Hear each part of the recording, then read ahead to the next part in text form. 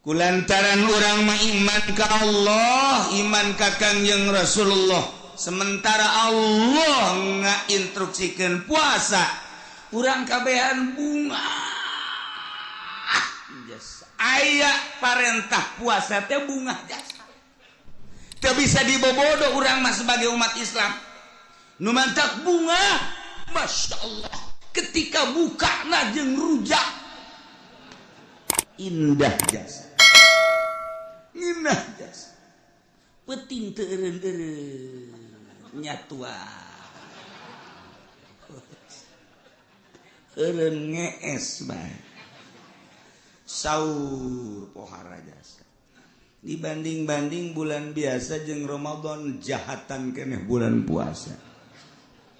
Ya, eta kan ku bunga berarti. Bunga. Bunga kedua kali engke dek lebaran meuli sapatu. Meuli sendal, meuli baju, ieu kolot-kolot boloon.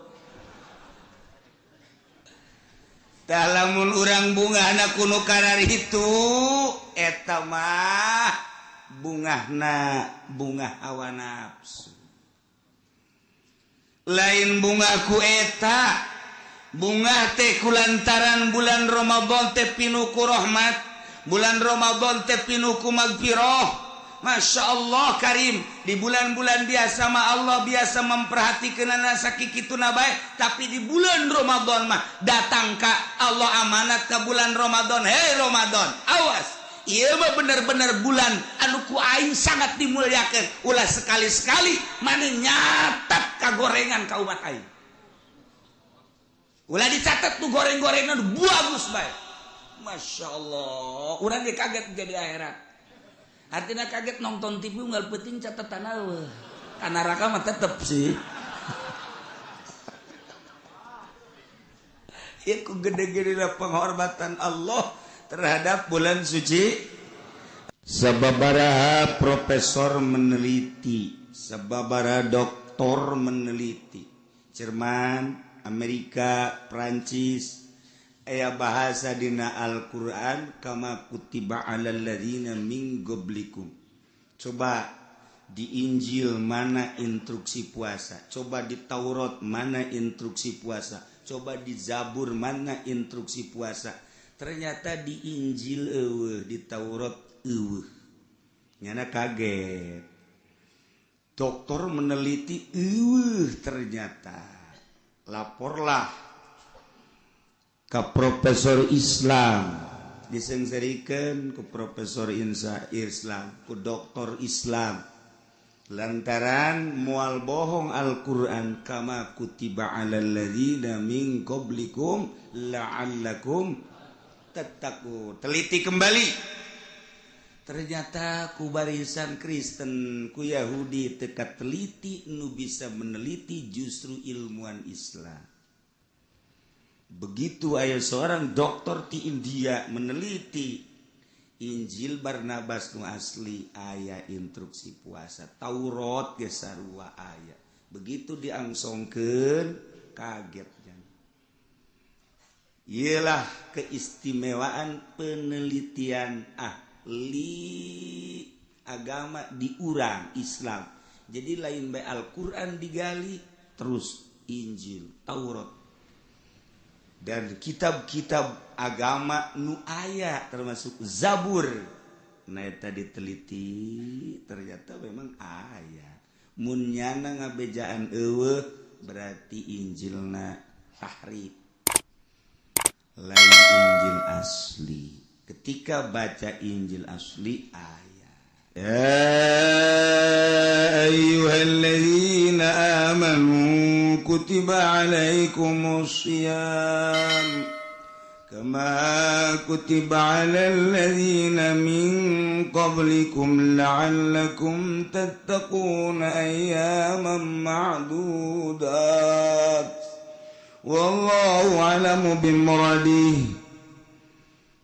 Gusti Allah ngamimitian maka ya ayyuhalladzina amanu kajelema nu iman. Ahok mundur iman ke Allah nya nama jeung reng-rengan Ahok urang nu iman asup ka ayat eta entek loba pejabat kuari di Jakarta dongeng ka kula memeh gubernur nu ieu mah aya kaindahan saetik sering kunjungan ke masjid ke majelis taklim ke pengajian pas gubernur nu ieu can pernah kunjungan ke majelis taklim deuk naon nya nah yang di Sundatan Sundatan bisa jaga.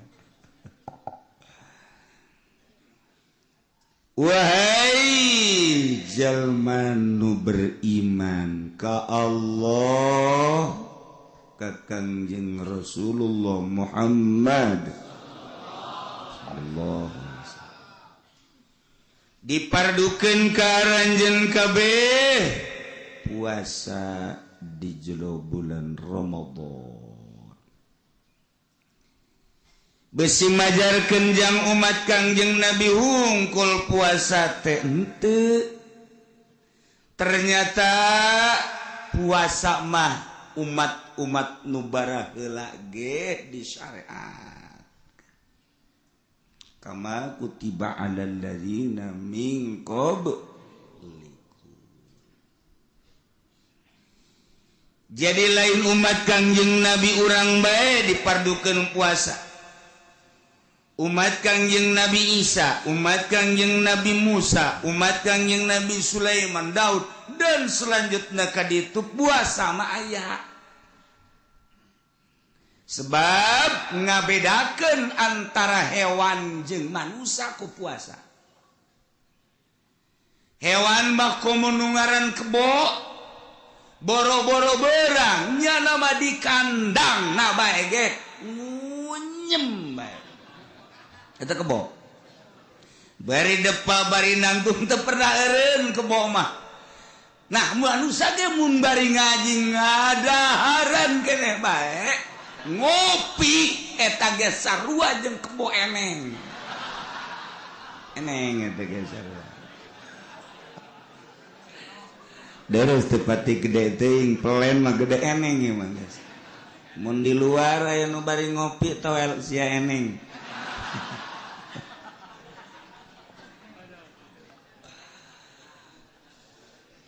kahebatan hewan teh hampir seluruh hewan kararitu baik terus bae nyatuan hewan mah tanpa pamrih manusia ge lamun terus bae nyatuan tepati aya beda atuh jeung hewan-hewan nu sejen jangan bedakeun manusia jeung hewan iya secara tobi watak gurizah adalah ku puasa ngabedakeun antara manusia jeung hewan secara filosofi mah akal fikir mantek lama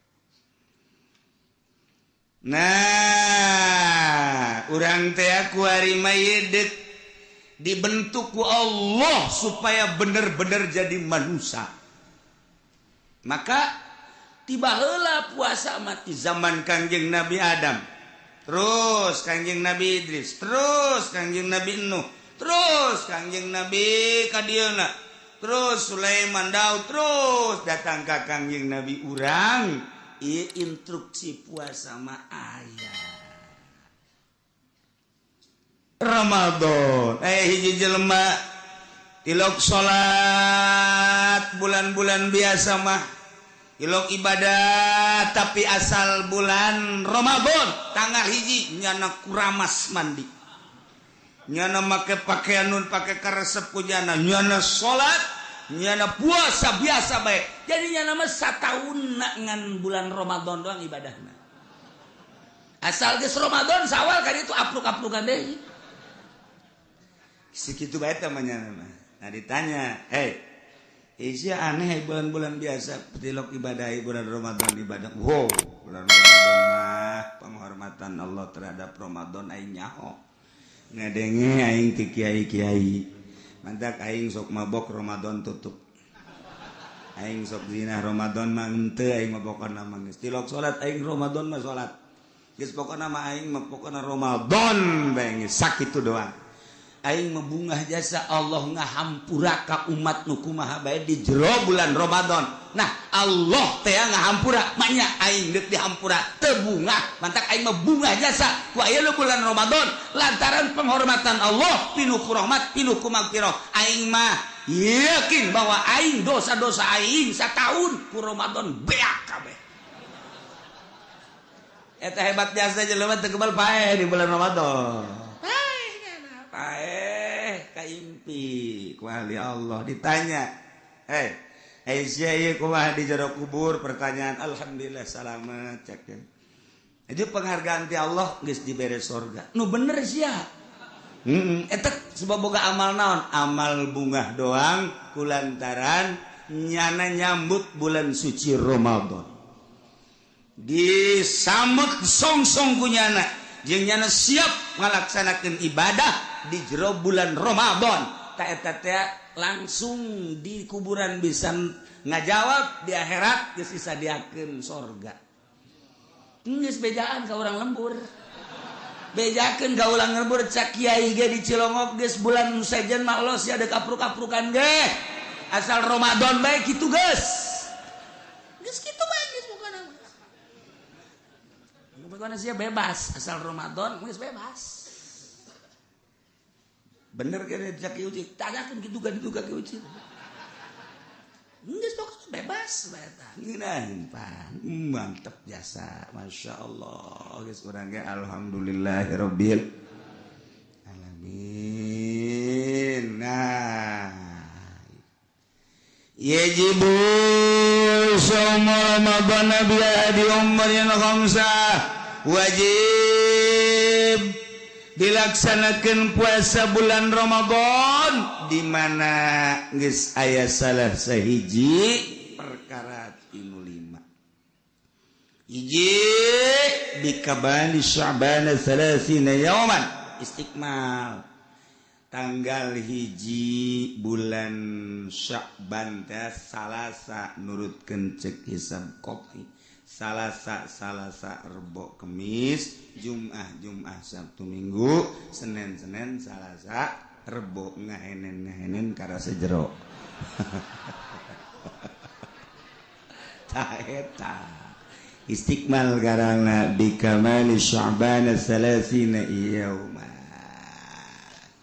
geus sebab bulan Islam eueuh 30 hiji pas 30 tingali malam 30 can hilal sikmal ke hiji nomor kedua biruyatil hilal kadeuleu bulan sabit hilal bulan sabit aya qamar bulan purnama hilal bulan sabit nah neuleu bulan eta geus sarua wajib ngalaksanakeun puasa ku sebab ru'yatil hilal jangsa ti hakim madra'ah di hak jelema nu neuleuh sanajan fasik nyana neuleuh nyana fasik wajib bae puasa sebab cek Kanjeng Nabi sumul liru'yatihi wa aftiru liru yatihi fa in gumma alaikum fa akmilu iddat Sya'ban 30 yauma cik ahli bilagah mah bade istikhdam sebab liru'yatihi balikana hilal Ramadan aftiru liru'yatihi Syawal cik yang Nabi puasalah marane kabeh liru'yatihi sabada neuleuh bulan sabit Ramadan bukalah maraneh kabeh liruyati lambi mada ba'da sabada ningali kana hilal bulan Syawal mun teu kadeuleu fa in gumma menung misalna alaikum fakmilu iddat Sya'ban 30 istiqmalkeun 30 poe dua nomor katilu bisubuti tetap dah hilal yakiman lam yarahu bi'adli syahadah bagi jelema nu teu neuleuh kana hilal urang di lembur eueuh nu neuleuh perkabupaten ge eueuh nu neuleuh hanya ada beberapa gerintil nu neuleuh hilal ngangsongkeun nyana ka kodi diterimalah ku kodi dengan dalil-dalil dasar-dasar anu otentik maka kodi memberitakan untuk umum bahwa besok jatuh tanggal 1 Ramadan dengan terlihat hilal oleh Fulan bin Fulan di daerah anu nah etalah wajib puasa ieu nu sok urang dilaksanakeun hiji kudu jelema nu adil adil syahadah lain adil riwayat nomor kedua syahadahna kudu syahadah hisbah karena Allah la marjua biha thawabad dunya ulah aya muatan gaji muatan dibere muatan organisasi muatan politik ulah aya ieu mah syahadahna kudu bener-bener hisbah teu jalan di Indonesia kos kieu sebab di urang ayat tim ru'yat digaji ketika digaji lain hisbah ketika lain hisbah boro-boro ahli tasawuf ahli fikih geus teu narima ai kudu dibejakeun terang-terangan makos kitu kudu nu bener-bener lillahi ta'ala ulah aya unsur-unsur muatan organisasi NU kieu Muhammadiyah kieu mawat maneh masing-masing geus lain hisbah nu kos kitu utusan ti berbagai partai aya jangan dukung ngaluhurkeun partena masing-masing hitunganna ge masing-masing lain hisbah nu kos kitu mah teu meunang diandel kos kitu mah kadenge ku ceulis sia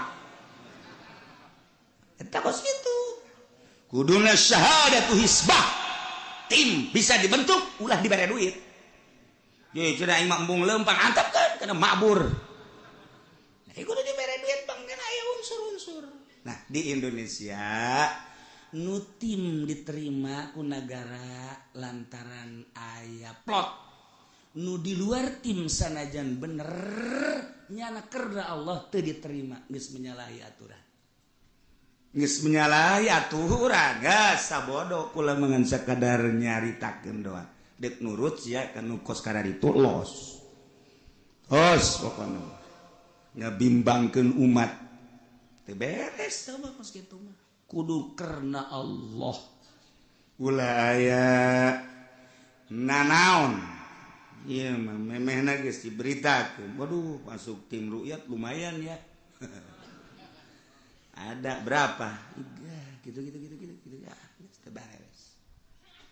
2 3 kabat bi ikhbari adli riwayah aya berita ti jelema nu adil caritaanana mausukin bihi nu kaandel caritaanana eta mah endeuh menusuk hati ngabenerkeun atawa henteu nu jelas aya berita ti jelema adil caritaanana bahwa ru'yat telah terlihat hilal telah terru'yat wajib puasa atawa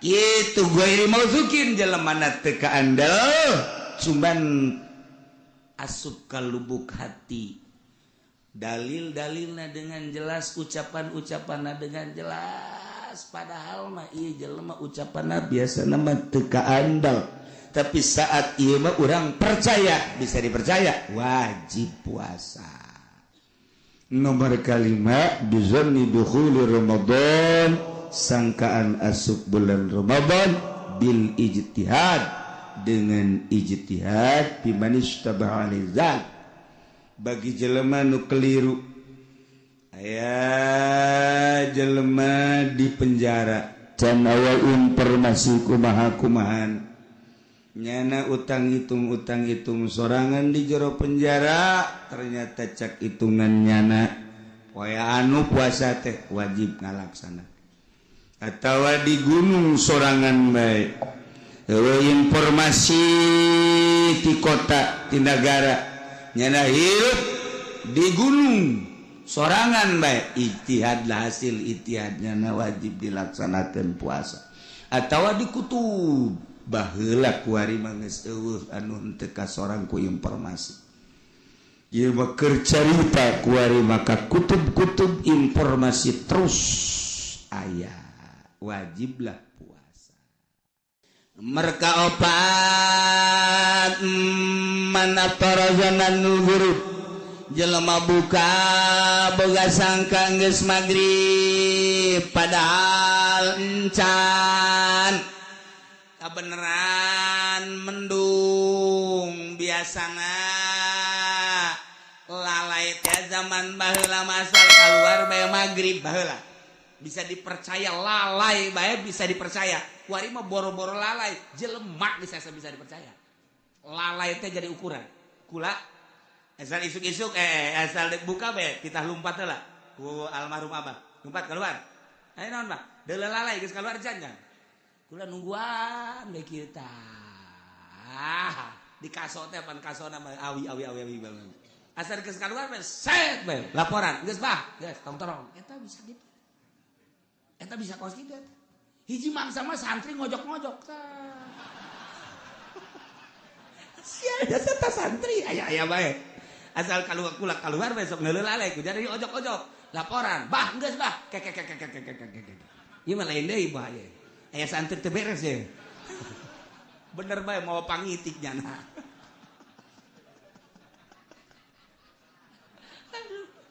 emang santri mah kos kitu santri mah di pondok teh tilok beres santri mah tilok beres tapi asal geus balik bae ka imah jare di kiai heran ta santri eta heran itu mah kula sok didongengkeun bae ta santri ke holil teh anu maling gedang teh atuh banteknya aing beuteung aing lapar lah maling gedang kiai dihareupeun di mana deui wah gua da asa-asa kieu wot laporkeun ku lurah pondok aya nu maling gedang saha cipulang panggil ku ki holil panggil gedang bawa situ bawa carekan ku nya nyolong gedang kamu nyolong paya kamu lain gedang paya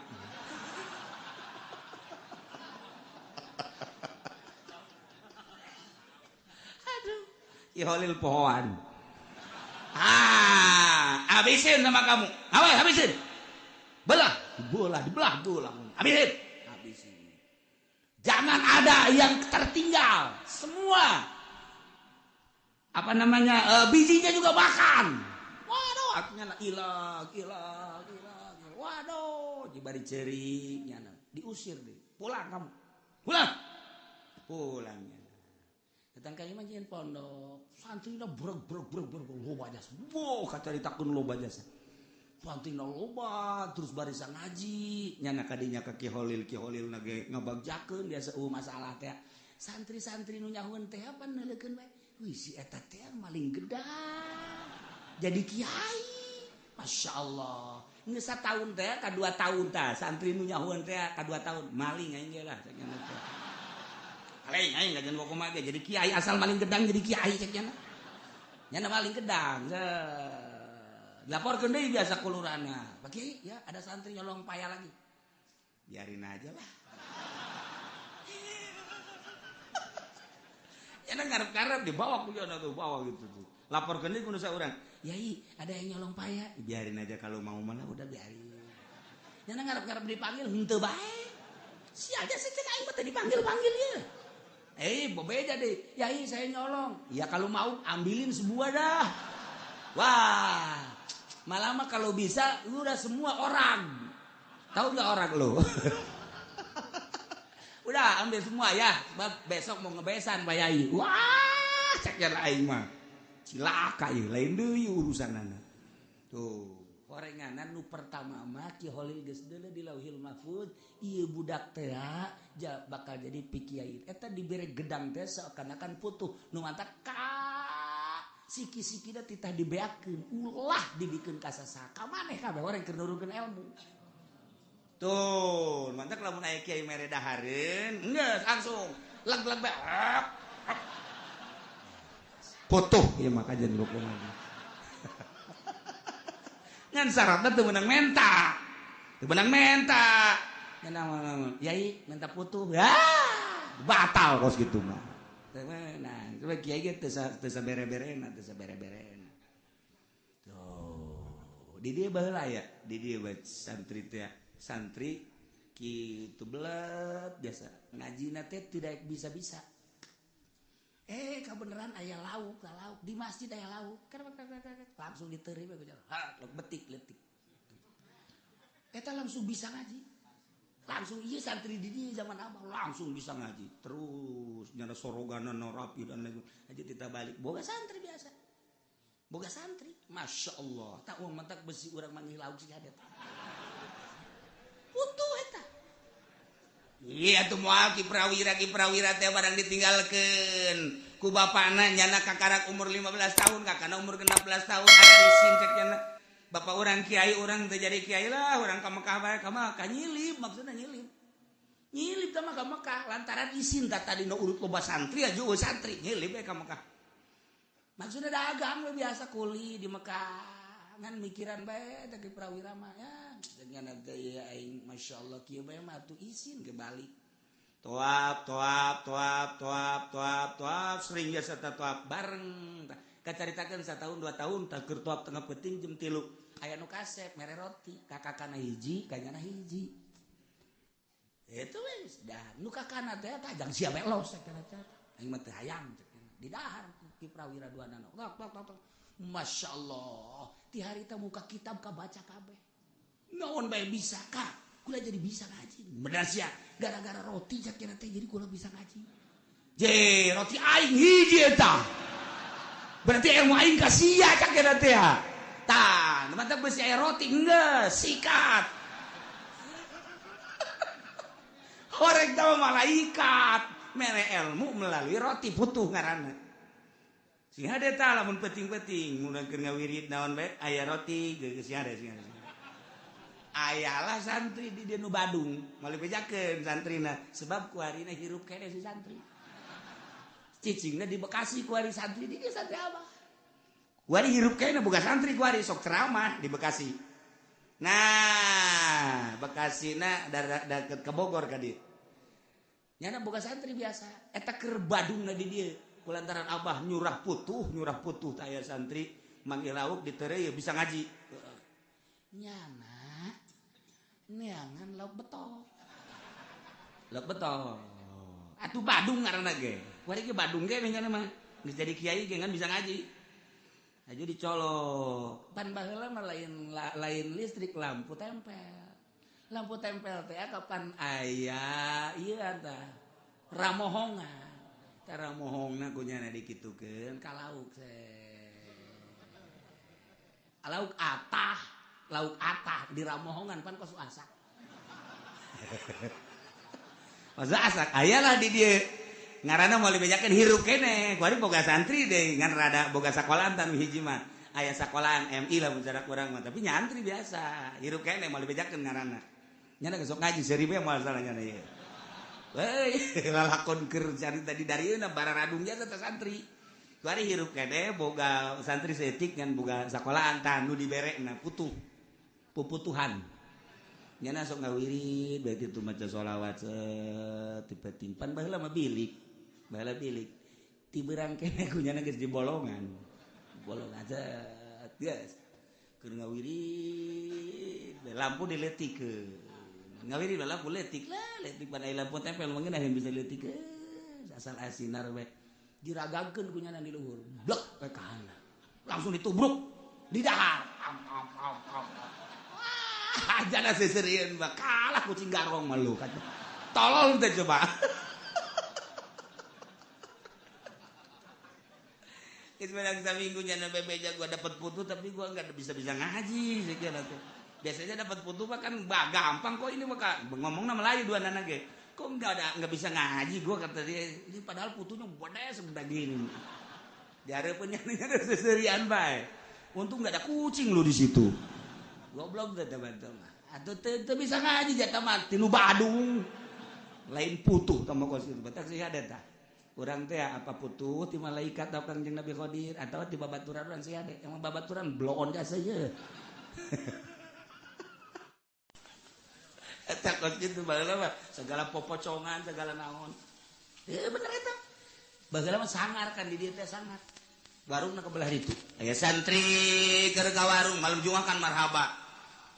Biasana marhaba santri ka warung, ka nyahoan punyana ka warung. Aing popocongan beurangna aya nu maot. Wow, eta santri balik ti warung teh. Potong. Sieun eta. Nya lompat di dinya kene potong. Masyaallah, eta jana kanta. Si ieu anu nyingsieunan teh nyingsieunan, balikan ka pondok.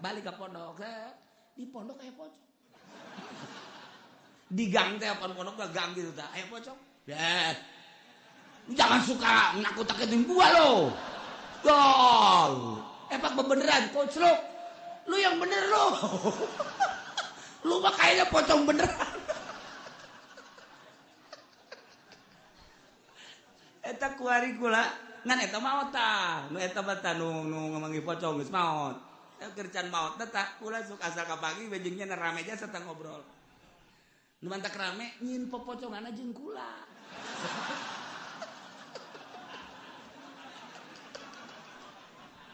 Jadi eta kan mangi pocong namanya sorangan. Jak kula maju karunya nu balik di warung teh bohong lain pocong bohong. Kula mah karunya barang nuleujana lumpat dirinya bae. Ye kasih saya jelema ieu. Aja ku kula dikitu teu bohong. Oh, sarak reda. Kula mah tetep bertanggung jawab. Si itu na lumpat tah kan itu ka pondok berarti aya gang pondokna teh belah di pondok mah make gang tengah-tengah. Ternyata ka dieu aya pocong di tengah sana. Wah, jangan suka gitu lu ah.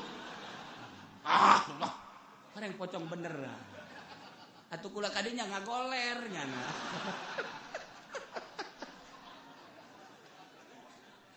Eta lalakon bae lakos kitu. Sangar di dieu sangar. Guys, mun dicaritakeun di dieu sangar lain dalagan. Putuh loba, jin loba, kemudian kuntilanak loba di dieu. Loba. Nah, ieu lamun aya jelema buka disangka kunyana geus magrib ternyata encan maka wajib imsak begitu nyaho wajib imsak tetap wajib qada lalawara. Nomor kelima halaman banalahu yaum salasina Sya'ban.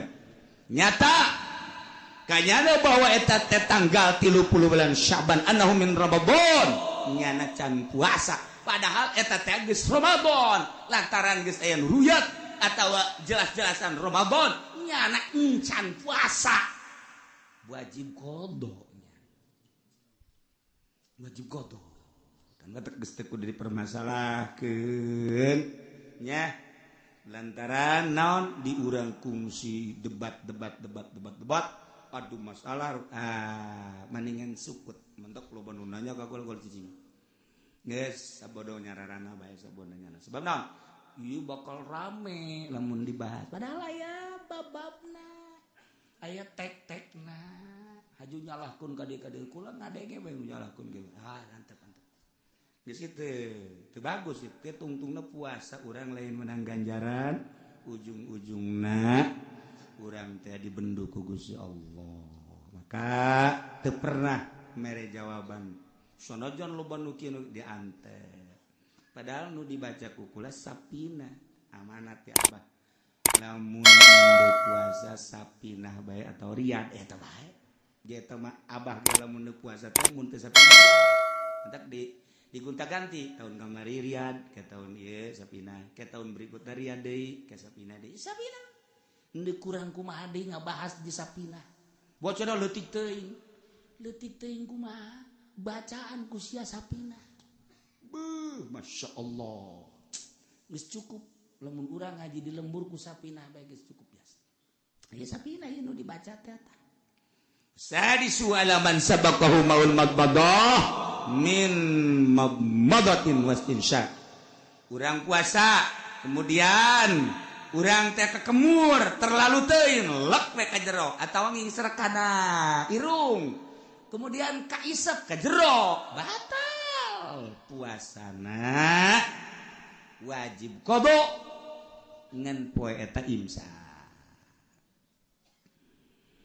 yabtul saum bidatin batal puasa ku sebab murtad naudzubillah min zalik zaid puasa murtad batal wahidin head sarwiti puasa berbayat batal wanipasin nipas sarwiti puasa nipas batal awiladatin wilada batal jununin edan batal sanajan cuma sedetik 2 detik semenit edan batal bae biikmain jeung ayam batal sakarit mabok nu ngahaja-haja mabokna batal puasana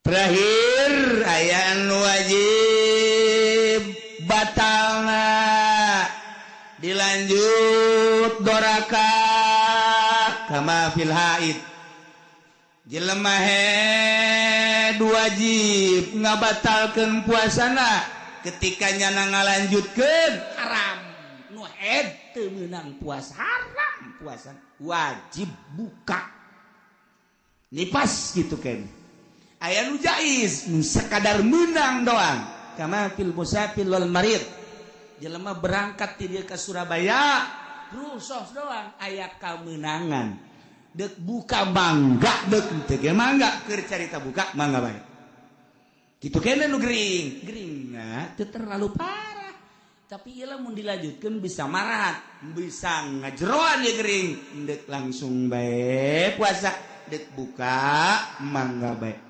aya nu diharamkeun seperti jelema boga kodoaneun 5 poe taun kamari boga kodoaneun 5 poe can kaburu ka kodoan inget-inget ieu kuari atuh 5 poe deui pas Ramadan kodonyana eta wah haram dibatalkeun sebab lamun dibatalkeun ka ditu ngaluncat ka sawal haram nya ngabatalkeunana tuh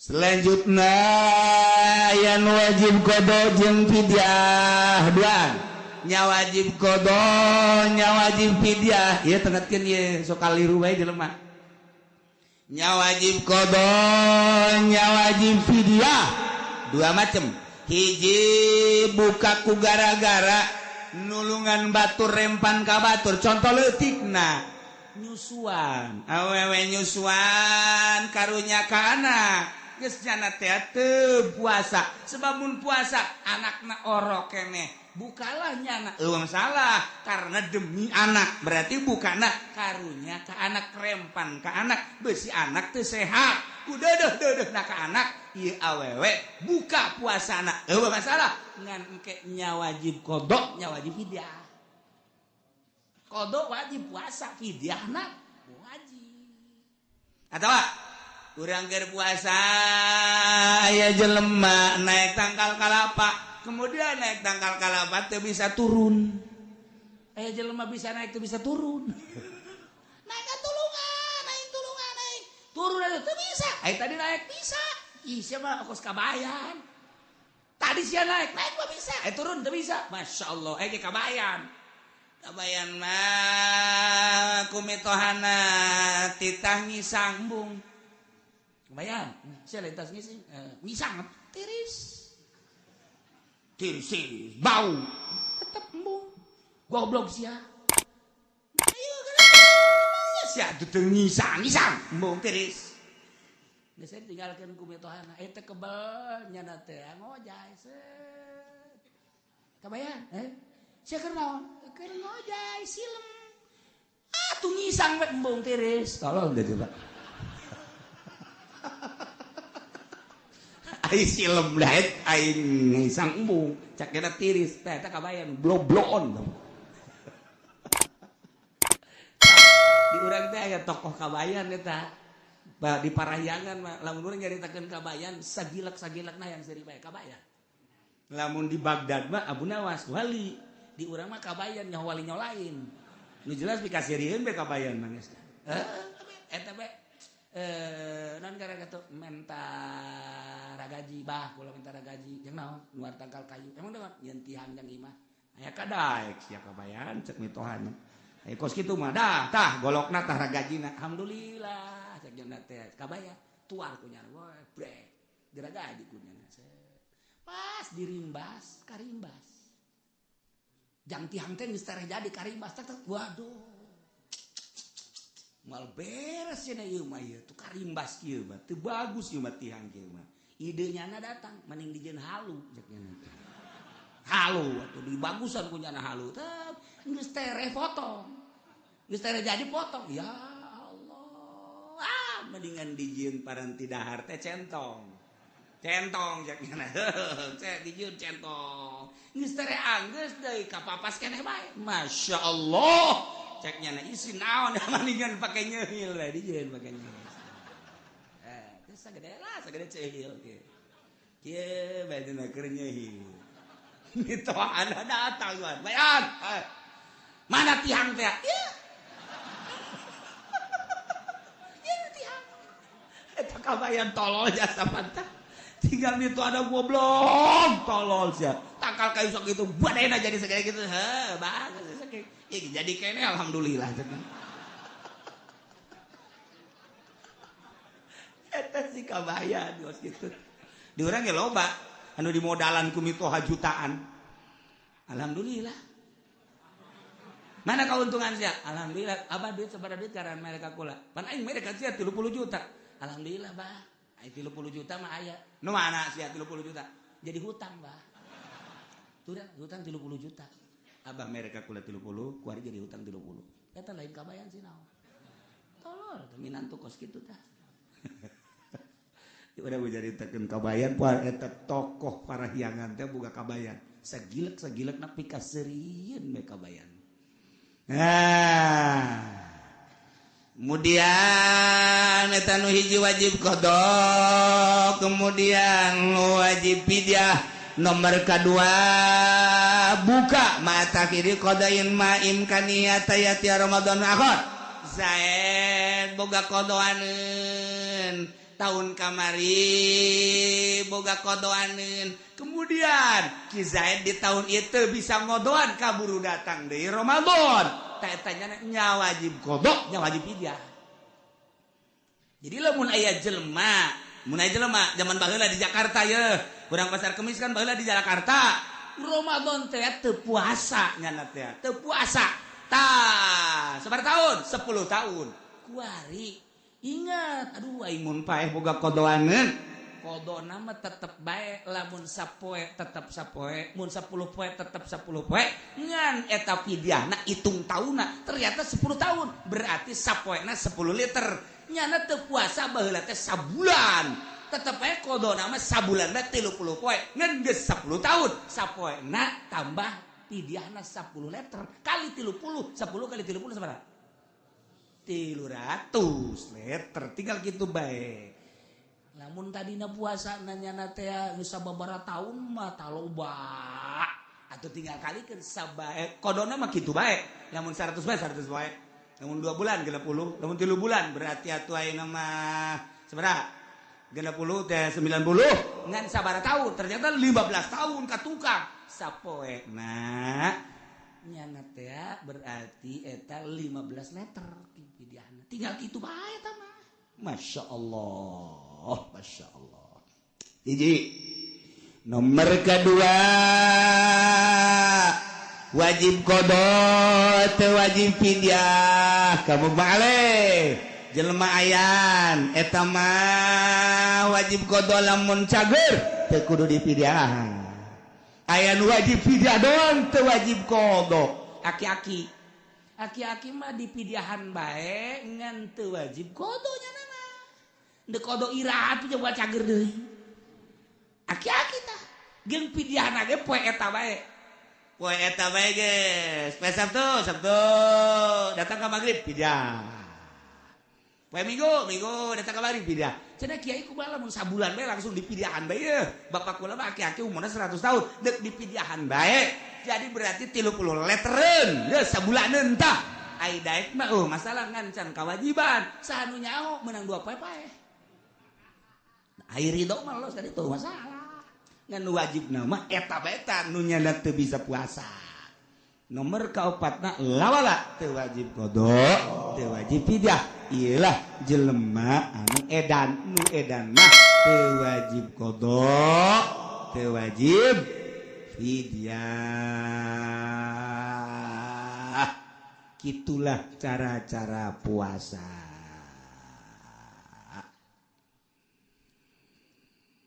puasa nu tadi dicaritakeun encannya waktuna iraha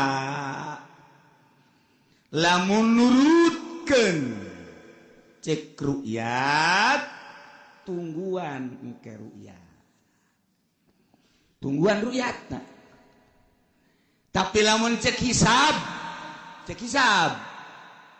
geus sepakat ahli hisab baik Sulamun Nairin atawa tina kitab kitu naon ngaranna di luar Sulamun Nairin ieu geus diararitung ku ahli-ahli yakni Ibnu Syatir Durusul Falakiyah Ibnu Syatir Sulamun Nairin kabeh nanggalkeunana poe Senen mun dicaritakeun derajat-derajat da jeung sajigalana panjang Senen 4 derajat Sulamun Nairin aya nu ngitung 3 derajat 58 hampir 4 aya nu 4 derajat cuman lolobana 4 derajat Senen 4 derajat Masya Allah menurutkeun cek hisab qot'i sakadar nganyahokeun poe mah poe naon babaringan teu boga darjah ente ge bisa geura ye tengetkeun nya ye jangan nyahokeun asal kanyahoan bulan Muharramna bakal kanyahoan ka ditu ya saha nu pinter bisa ye kuari tahun sabaraha kuari sia mah dasar ka gaji mah lulu gaji teu boga tahun Hijriah 1437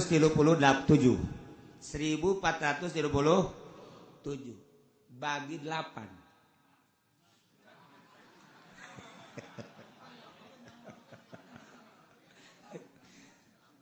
1437 bagi 8 14 bagi 8 hiji kali 8 14 jamir 8 6 turun 3 63 bagi 8 7 kali 8 56 63 diambil 56 adalah 7 turun terakhir tuh 37 berarti 77 dibagi 8 9 dikali 8 72 nyesal 5 ambil 1 sebenarnya opat teh mun poe ngitung ti ahad poe naon ahad Senin Selasa Rabu tanggal hiji na Muharram Rabu mun aya nganyahokeun ieu Ramadana poe naon babari kuari Muharram Safar Mulud Silih Mulud Jumadil Awal Jumadil Akhir Rajab Purwah puasa nu ke-9 kan tuh nah mun aya nganyahokeun kos kitu babari kolot baheula mah kos kitu tah babari teh 9 tuh kan nah kuari ti Muharram Rebo Kemis cokot Jumat hiji tas Jumat naon Sabtu Minggu cokot Senin tas Senin naon Selasa, tas Senin, Selasa, berarti Rebo, Kemis. Pican Jumat, berarti naon? Sabtu, Minggu. Tinggal.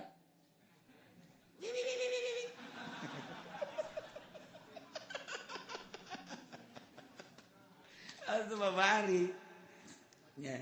Sekali deui. Nyesa 5 kitu bae terus sabun hayang nyahokeun poe pamantap kolot baheula mah babari. Teng bari ngalamun bae kieu teng. Oh, poe anu tanggal hiji. Eta kos kitu tah. Lamun cepet mah dina tahunna kanyahokeun bagi 8 rumus tah mah. Merumus kolot baheula tah. Nah, bagi 8 sesa 5. Geus rumus keneh cokot hiji. Eta mah rumus we. Rumus cokot hiji opat berarti muharamna opatnya perbo Minggu Senin Selasa Rebo berarti muharam.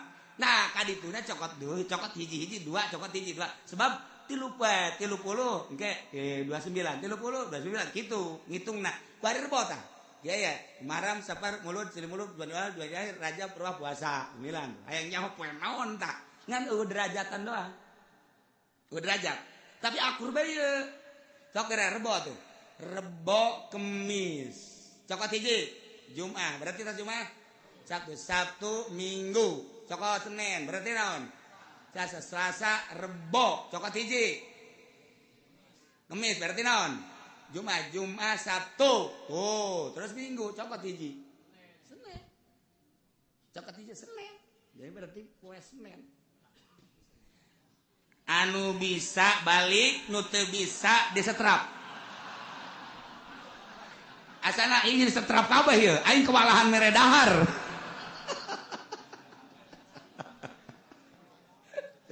eta keur carita sanajan Masehi ge bisa kos gitu Masehi mah gampang jasa urang hayang nyen tahun Masehi kecil jasa ya rumusna ya tilu jalan aya mah ngan sajalan lamun Masehi mah aya tilu jalan moal talar kudu ditulis matalar ke kudu ditulis sama tek zat we anu engke dituna geus aya rumus lah berarti Januari Februari Maret jadi geus eta setahun beres kurang dijieun tek foto Haji Pendi dar blok hehehe almanak tahun 2000 sabaraha 15 jual begitu di dalam teu hayang teu hayang kunaon fotona bloon terlaku nyana teh lain teu butuh ka tanggal foto mawa paeh di foto ieu ditempelkeun di mana ceknya ieu teu pararantes ceknya aya nu kapaksa meuli babaturan ditempelkeun handapeun tangkal Ambon ieu keur carita sakadar nanggalkeun kecil hayang nyaho derajat teh babari nyawa derajat teh kudu make sulam teh kudu make derajat teh make sulam kan kudu dihitung atau make Ibnu Satir kudu dihitung mantap cek abah teh cek abah sia make ngitung kene mah atah geus kitu aing panas dikitu-kitu tah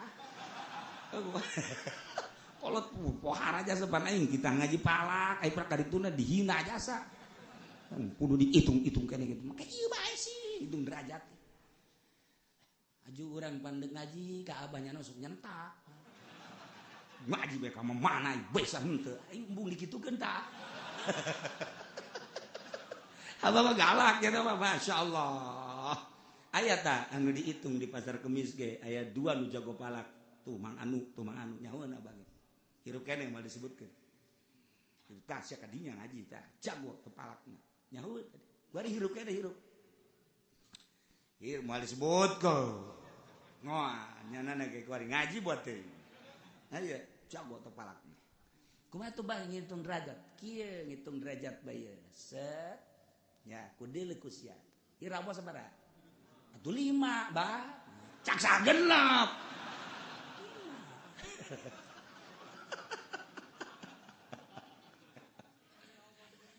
bulan teh wasyamsu tajri mustaqarril hadzalika taqdirul azizil alim wal qamar qaddarnahu manazil hatta ada kal urjun kad siap kudu nyaho manzilah sakadar manzilah sapira manzilah aya di dieu kabeh di ruasan ieu tah di ruasan ieu manzilah dabron. Saya mau nyaho kan. Nyaho saya ngomong kos gitu kan. Dan lain-lain sebagainya. Jadi lamun dipraktekkan abah mah kitu 4 derajat. Di dieu kabeh. Sakusam kumaha tadi tak ngitung poena geus bisa. Hitung poena sakali doang tak bisa. Coba balik eta datang ka imah. Kuyang henteu sia. Henteu teh babari eta. Sok geura ge. Lamun dina kitabna mah langsung atuh aya jadwalan dina kitabna mah Muharram deuleu. Coba kahandapna seg di dieu tah Muharram Safar Mulud Ramadan pas Ramadan poe naon tek Senin. Sok geura hayu geura. Urang hayang nyaho Mulud di dieu Muharram geus Rebo Muharram Safar Mulud teh tadi adukeun teh poe anu derajat tadi hitung di dieu. Coba cucena kiai sapi.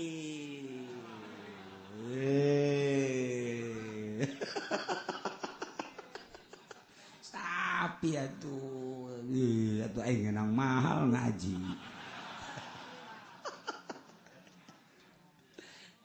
Dihitung doang dihitungna kudu jeung santri deui lantaran manzilah ya wal qamar qaddaru manazila kudu nyaokeun manzilah engke dihitungna di dieu babari geus lamun urang geus nyaho tek tilok islet. Perjalanan sulam bisa dihitung langsung trek harina model tadi kemudian derajatna kolot baheula ilmuna pohara jasa. Masya Allah karim. Puasa nu tadi dicaritakeun adalah bab-bagan syariat.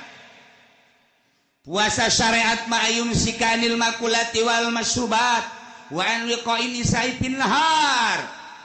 Muasaan dahar, muasaan minum, muasaan jima, ti berang, ti mimiti pajar datang ka guru, urang teh nahan, teu dahar, teu nginum, teu jima.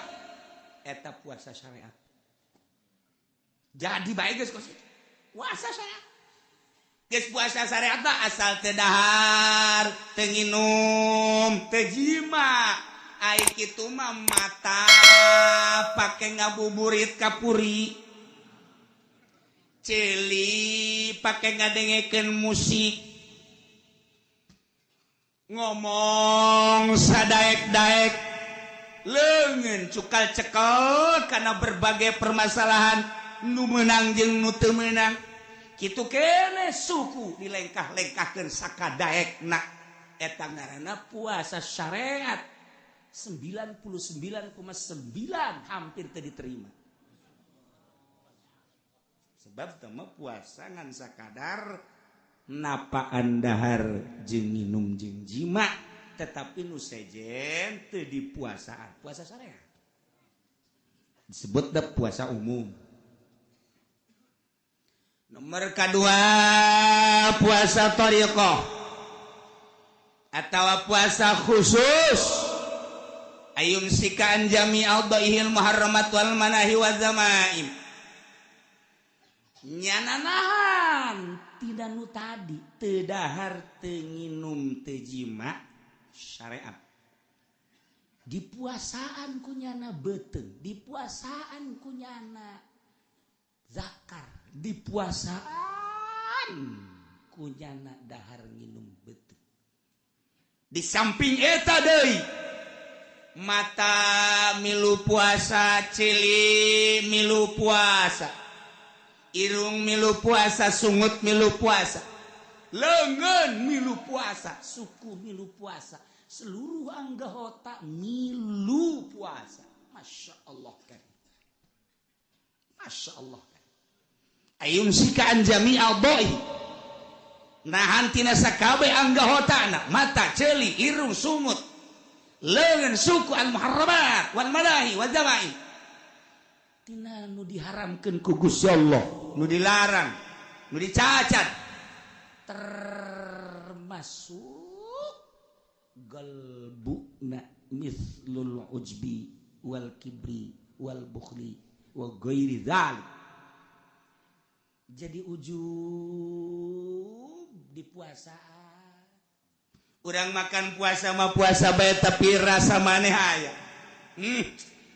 Aing mah hebat sakieu mah boh, aing mah puasa lain lalagaan, puasa teh asanang sorangan, ujub ngaranna. Eueuh nanaonan da puasa kos kitu teh. Hapak teh mun cara pare gacung. Diplak, disurubuk, pas buahan, hapak gacung. Ketika diala nu boga na teh geus kieu bae. Wadau. Kunaon cek pamajikan garacung. Modal, tenaga, gacung. Kak, geus bae Kak. Ulah marah-marah atuh lain ulah marah-marah, urang nungguan man gacung naon artina. Jadi ka manakeun tuh kebo. Jadi ka kebokeun jadi parab kebo. Tah puasa syariat ge engkena bakal jadi parab kebo. Eta puasa sia tah. Lah sunyana kiai ge kos kitu babarengan atuh urang puasa kebo kabeh. Ya Allah. Tuh kan. Kibir takabur, sombong, bukhli. Ya Allah ya Rabbi. Kabeh penyakit araraya di jero hate. Geus mamata, geus maceuli. Ieu deui hate, rasa ujub, rasa takabur, rasa bukhli. Nah ieu di jero teh teu di puasaan. Maka fakulluha yubtilu shauma tariqah. Ieu ngabatalkeun puasa tariqah nu puasa. Jadi puasa syariat mah muakkatun aya waktuna dahar aya waktuna ketika beurang dahar batal. Puasa tariqah mah goer muakkad, muabad ngaranna fi jami umri. Geus lamun nyana ngomongkeun batur batal puasana. Mun nyana ujub batal puasana. Mun nyana takabur batal puasana. Masya Allah mantak persis sakumaha dawuhan Kangjeng Nabi urang Kangjeng Nabi Muhammad sallallahu alaihi wasallam cek Kangjeng Nabi rumba shaimin laisa lahu min syamihi lal ju'. Loba jasa masyarakat, loba jasa umat, loba jasa kaum anu paraluasa tapi laisa lahu min syamihi teu bogana naon puasana ilal ju' kecuali ngan lapar doang. Ngan sakadar lapar ganjaranana. Ima aya hijawa datang ka Kangjeng Nabi. Nah, Kangjeng Nabi mah bulan Ramadan osok barahan jasanya nama. Aing dek datang ke Kangjeng Nabi menta dahareun. Pastinya nama merek. Assalamualaikum. Salam cek Kangjeng Nabi. Ya Tuhan ya Rasulullah, ini ja'iyatun shaimatun. Abdi ieu lapar, abdi keur puasa. Cek Kangjeng Nabi, innaki lasti shaimatan. Walakin ja'iyatan. Siapa teu puasa ngan lapar doang. Ceurik jana ka ieu mah. Masya Allah. Masya Allah. Isukna datang deui. Subajaat tsaniyah. Datang kedua kali. Datangnya assalamualaikum ya Rasulullah. Salam. Enaon? Ini ja'iyatun shaimatun abdi lapar ye. Abdi keur puasa. Sarua. Cek Kangjeng Nabi innaki lasti shaimatan walakin ja'iyatan. Mana teu puasa tapi kan boga lapar doang. Ambo cek Kangjeng Nabi. Dipikir jana balik deui ka imah. Langsung wa adat di baiti hadiu pe di imahna. Nyana tapakuran ke aing puasa cek yana teh. Ja puasa ieu ke di itu kunya coba aing deuk moal kaluar deuk di imah bae coba. Kunci ku jana lawang puasa. Terus di subuh datang ka zuhur salat asup deui ka imah. Salat atas asar keluar salat maksudna ka wudu ka jero deui datang. Coba sore ka Kangjeng Nabi. Waalaikumsalam ya Rasulullah. Waalaikumsalam. Nah, ini ja'iyatun shaimatun. Abdi ieu lapar tur abdi puasa. Sedaqti. Bener anjeun. Terus nyana nitah fa amara lah bi taat. Nyana nitah ka sahabat. Bae para sahabat coba kadiekeun korma ieu. Aya awewe ieu lapareun biasa ieu bere buka. Nyana merenung bae. Jadi aing di jero imah bae puasa tapi keluar mah aing teh dianggap puasa. Kek. Horenganan asal keluar bae ngobrol ngomongkeun batur. Keluar ngobrol ngomongkeun batur. Jadi nyana gibah karasa ku nyana. Oh, eta Kangjeng Nabi ka eta awewe eta gibah teu dianggap puasa siapa ngan lapar doang teu puasa eta zaman Kangjeng Nabi gibah dage meureun saeutik jasa atuh komo zaman urang ieu mah geus lain hapa lain gacung deui ieu mah geus eueuhan we sama sakali ieu mah jeung tangkal-tangkalna jeung kebo-kebo acan ya Allah ya Rabbi mantak sih ada ieu ngomong nunggu sekolot mah nyawa datang nyahon teu kan ka puasa deui datang nyahon teu ya Allah ya Rabbi Masya Allah tuh ya nah iyalah seorang wanita mantak puasa na urang kudu ditingkatkeun ulah sakumaha Kangjeng Nabi ieu persis ucapan Kangjeng Nabi rubba shaimin laisa lahu min syam'i ila ju' anus kelanjutanana rubba qaimin laisa lahu min qiyamihi ila sahur loba jasa jelema peuting tahajud tetapi teu boga ganjaran ngan sakadar mentang mata doang nyanangan sakadar mentang mata doang meleh tapi ganjaranana kunaon eta rasa takabur rasa ujub di jero hatena aya keneh bae komo beurangna kemudian nyana ngomongkeun batur tahajud tinggal tahajud Allah karim mentak cek Kangjeng Nabi kam min shaimin muftir wa kam min muftirin shaim loba jelema nu puasa tapi batal horeng hakikat nama loba jelema nu batal puasana tapi puasa maksudna kieu loba jelema nu beurangna puasa tetapi ganjaranna loba jelema anu beurangna puasa terus maghrib buka kabelah dituna tetep makna puasa bae padahal geus buka tapi maknana makna puasa bae kunaon eta ayumsiku Allahu anil asam wa idza'in nas bil jawari nyana ngajagaan anggahotana ngajagaan tina kabatur tina iza nganyerikeun batur teu ngomongkeun dan lain sebagainya sangat dijaga mantap cek Kangjeng Nabi hadis qudsi Allah nyarita inna shauma li puasa man lain mantap lamun sayang kalem berarti geus lain wae deui puasa man wae berarti lamun sia takabur lain wae deui puasa man wae awas inna shauma li asaumu li inna shauma li sarua bae puasa man wae ulah di aku gusia ujub teh takabur teh yang kalem teh dan lain sebagainya wa ana ajisi bihi aing bakal ngabalas siapa puasa geus bae atas dasar aing lillahi taala nu aing eta puasa lamun haju sia takabur berarti geus lain aing deui lamun sia sombong berarti geus lain aing deui lamun sia yang kalem ku batur berarti lain aing deui aing moal ngabalas ka sia puasa mah wae berarti kudu dijaga urang zahiran wa batin Allah karim numantak lamun urang geus bisa ngajagaan zahir jeung batin kakara urang eta teh makna puasa lamun puasa mah puasa teu dahar teu nginum teu jima tapi haju urang terus bae ngabuburit beuh mata dideleukeun sakadayak urang teu dipuasaan eta mata teu dipuasakeun ceulit teu dipuasakeun eta mah nu kos kitu mah lain puasa pindah dahar Allah respeun jasa ka jelema anu nahan nafsu birahi nafsu amarah nafsu serakah kabeh ku urang teh dipuasaan Allah sangat resep nu mantap jihad perang di medan laga mah gampang tapi perang nafsu ieulah nu hese ieu nu hese nah urang sabulan ieu satahun cuman sabulan dititah tapa urang mentek cek ulah nu karolot bae nu karolot lah geus lah ulah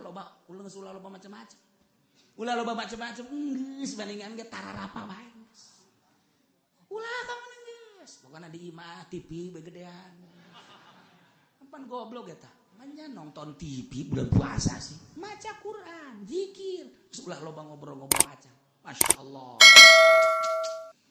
nu mantak nu hebat mah ye doa Siti Robayatul Adawiyah urang apalkeun nya terutama ku kaum hawa ye doana pohara jasa bisa sekali hebat ya ilahi makana nasibi minad dunya fatihi lil kafirina wa makana nasibi minal uqba fatihi lil mu'minin Wala uridu minad dunya illa dzikraka wala minal uqba illa ru'yatak ya arhamar rahimin. Ta eta doa waliyatullah Siti Rubaiatul Adawiyah. Urang teu kapanggih jeung Siti Rubaiyah teu ka zamanan kuburanana jana aya 3 di dunia. Lain lalagaan yang mau. Di urang ge kuburan teh Syekh Yusuf teh aya 7 di dunia kuburanana. Syekh Maghribi teh aya 3 di dunia. Kemudian kitu aya 9 kuburan teh loba jasa. Urang mah nyaho aya eueuh di kuburan ge bakal. Taya Siti Rubaiyah iya tah di Basrah aya kuburanana. Di Basrah aya, di Mesir aya Rubaiatul Adawiyah mah kuburanana. Di Yaman aya kuburan Rubaiatul Adawiyah. Tah ieu kuburan waliyatullah. Sarua jeung Wes Kurni teh kitu kuburanana kitu di Uzbekistan aya. Kemudian dia di Baghdad aya Uwais Kurni teh tungtung Baghdad aya Uwais Kurni. Malama aya nu ngaku di Yaman aya Uwais Kurni anu ku kawalianana dicaritakeun ku Kangjeng Nabi nu pernah didongengkeun ku kaula. Ieu mah ieu Siti Rubaiatul Adawiyah talar doana sakali deui.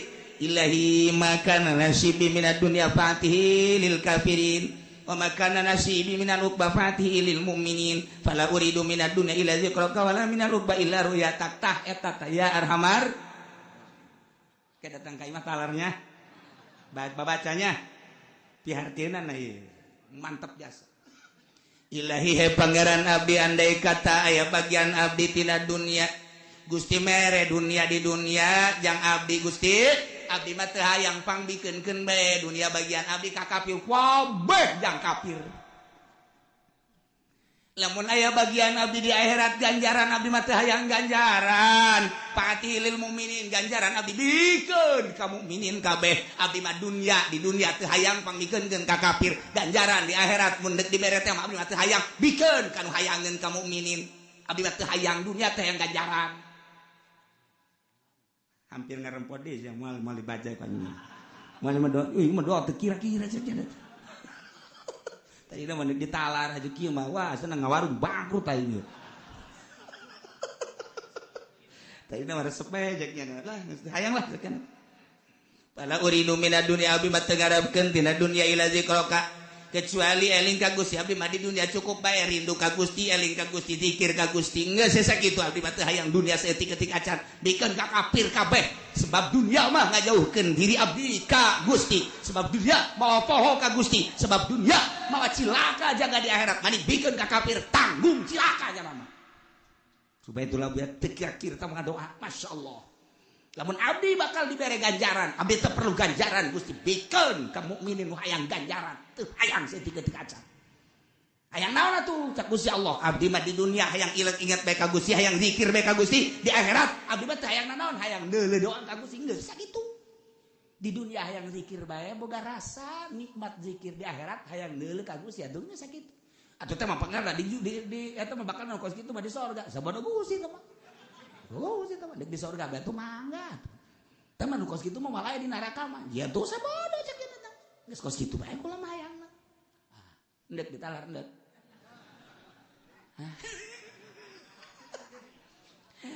Itu kuat dong tah ngadengin urang kos kitu dah. Gusti lamun abdi dibere bagian dunia geus udah dikabdikeun ka kafirkeun bae. Ka anak atuh ulah anaknya cilaka. Beneran ieu mah ka anaknya ulah cek. Sugan itu ieu mah kata tangga ulah. Naon sebab dah begitu ditanya ku ulama Rubeah eta ngadoa sia kos kitu amat kumaha atuh lamun eta bagian sia dunia dibikeun bae atuh kata tangga mah ulah lamun kuna tatanggana mukmin lamun nyana aing mere dunia ka mukmin aju ku Allah diijabah engke nyana bisa sugih ku sebab sugih nyana cilaka berarti nyana jauh jeung Allah berarti jauhna nyana jeung Allah gara-gara aing mere ka nyana hayang aing bikin ku kumaha geus kakapirkeun bae kabeh kakapirkeun. Kita tangga susah kajen, penting ke sorga. Anak susah, oh masalah sakena, penting mah ke sorga. Pemikiran anak geus eueuh duniaan saeutik-eutik aja. Nya nama mun neuleuh tukang karung nya nama jarijin. Jariji sama aing. Saya kumaha deui teh kebocor aing. Allahumma ya qadiyal hajat. Ya Allah. Sakitu bae abdi bae. Teu boga harapan di dunia kecuali zikir ka Gusti eling ka Gusti per detik per menit. Jeung di akhirat teu aya deui kecuali ningali langsung ka Gusti. Sakitu ka hayang abdi mah. Gas, tirik. Ya Allah, ya Rabbi. Terakhir ialah puasa hakikat, imsakul fuad an mahabbati basi wallah, disebut puasa khususul khusus. Muasaan hati tina cinta kasalian Allah. Bisi di jero hati aya cinta kasalian Allah di puasaan. Per detik per detik per detik per detik. Wa imsakus sir an mahabbati syahadati ghairillah taala. Ejeng nahan sir tina mas musyahadah, tina mahabbah musyahadah kasalian Allah. Besi sir aya kasalian Allah. Mbu. Wali Allah, komong nabiyin, komong mursalin. Iwa sadetik jero hate kasalian Allah. Allah be. Iyalah puasa hakikat ngaran. Sebab cek Kanjeng Nabi hadis kursi berat ti Gusti Allah, al insanu syri. Manusia teh rahasia kaula. Kulantaran rahasia kaula seluruh nu aya di dunia ciptaan aing zaman nusa. Los yang sia. Cak Allah. Wahai manusia, aing teh nyiptakeun dunia langit bumi. Berbagai kemanfaatan. Timimiti dahareun-dahareun, tanah-tanah, kendaraan-kendaraan jeung berbagai-bagai logam, emas, minyak dan lain sebagainya. Los, eta teh jang sia, kabeh jang sia. Tetapi wa ana sirru cak Gusti Allah. Tapi kula ia adalah sirna manusia. Artina panjang mun dicaritakeun horeng manusia anu mukmin mah dibere ku aing seluruh dunia teu hayang. Nu hayang teh ngeusikeun aing di jero hatena. Jang naon sakieu tuh atuh udag-udag dunia di udag-udag haju rusak. Banyak udag-udag rusak. Maning nu nyieun dunia. Urang ngahayangan sawah bakal rusak, maning anu nyieun sawah Allah. Urang ngahayangan mobil bakal rusak, maning ngahayangan nu nyieun mobil Allah. Urang ngahayangan naon bae, maning nu nyieunna. Matak al insanu sirri, manusia adalah sir kaula, tapi wa ana sirru, kaula sirna manusia. Tuh kabeh di dunia dibikin ka manusia, tapi manusia embungan hayang ka aing bae, sareng gitu. Matak wa ana sirru, geus jelema anu datang ibadah, datang ka zahir doang, iya ibadah zahir. Aya nu datang ka qalbu, ibadah qalbu berarti toreko. Aya ibadahna rusir ke kajituna, ya ibadah hakikat. Geus urang kuarima ulah terlalu zahir teuing ibadah, campuranlah kurang ibadahna make ibadah qalbu, yakni bertoriko. Lalaunan mata urang puasaan, ulah beuteng dulu puasa, mata ilukeun puasa, ceuli ilukeun puasa, sungut pilukeun puasa, abeh puasa urang ieu sesuai jeung cak nu nitahna yakni Allah Subhanahu wa taala. Puasa umum, puasa khusus, puasa syariat, puasa tarekat, puasa hakikat. Puasa hakikat mah meureun lain bagian urang. Tamang geus timursalin jeung nabiyin, aya para aulia Allah. Urang minimal eungkeut-eungkeut puasa thariqah. Mantak jaga ulah sampikeun cak Kangjeng Nabi rubba shaimin laisa lahu min shaim ilal ju, ngan sakadar boga lapar doang. Para jamaah kaum muslimin wal muslimat rahimakumullah, sateuacan urang hadiah sakumaha biasa tamada. Setiap minggu orang hadir di dieu kalayan niat nuntut ilmu. Mudah-mudahan nuntut ilmu orang, belajar orang dicatat ku Gusti Allah Subhanahu wa taala, dijadikeun ganjaran jeung dijadikeun coplokna dosa. Nomor kedua, geus jadi biasa manusia mah teu luput tina dosa, terutama simkuring khususna umumna keluarga pesantren Al-Istiqlaliyah. Setiap ngaji mungkin aya anu tersinggung, ulah dianggap bahwa kula nyinggung, tetapi semata-mata untuk memecahkan hati supaya hati narima. kayak maksud sunggang singgung sama sekali. Andaikan aya anu kasinggung simkuring khususna minta dibukakan pintu maaf anu saluas-luas tina ucapan, tina pagawean, tina segala rupa menghadapi bulan suci Ramadan khusus simkuring nyuhunkeun dihapunten kasadayana. Adapun sadayana nu sok hadir teu perlu diucapkeun deui insyaallah simkuring ngahampura. Di jero hati simkuring eueuh anu dipake ka bendu, eueuh nu jadikeun musuh. Boro-boro anu resep nu bendu ge simkuring mah teu bisa bendu insyaallah. Eueuh anu dijadikeun bendu lantaran nu dipake kainget jaga di akhirat. Kumaha ketika berhadapan jeung Allah aya anu dipake ka bendu bakal diomong ditanya motif naon ku ayana sakitu.